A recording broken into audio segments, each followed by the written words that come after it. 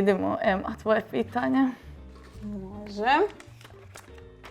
Kaže ovako, što bi poručila mlađoj sebi koja možda tek kreće u srednju školu ili počinje se baviti ovim poslom? Koji savjet bi joj dala kako bi se bolje nosila sa svojim emocijama?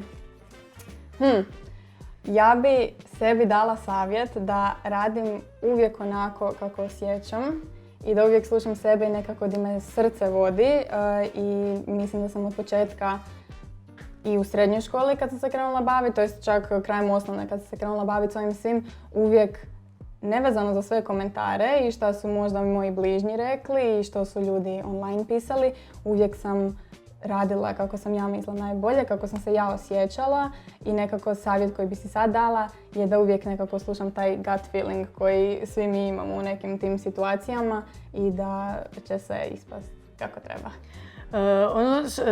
Kako te ja razumijem je zapravo da dosta vjeruješ sebi, ne propitkuješ to nego imaš povjerenje. Mislim, u isto vrijeme da se zna, jako puno puta sam nesigurna u svoje odluke i ne znam, ali opet kad se sjednem sama sa sobom i vidim, dubinski znam šta stvarno želim i kojim putem želim ići, što želim odraditi i kako napraviti, tako da definitivno vjerujem da u sebe i nekako idem s tim.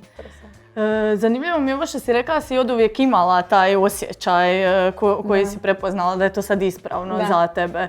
Kako si to znala tad kad si bila mlađa? Zato jer je taj osjećaj postoje samo u nekim situacijama. U puno ostalih situacija nekih životnih sam bila jako i povučena i nesigurna, ali zato kad je došlo nešto u čemu sam se ja pronašla i nešto što sam ja vidjela da se meni sviđa i da se time želim baviti, onda sam vidjela da postoji taj osjećaj, da postoji to nešto što te vuče, što te gura i jednostavno zbog toga što u mnogim situacijama nije postojao taj osjećaj, kad se on pojavio rekla sam aha, tako uvijek bi zapravo trebalo biti.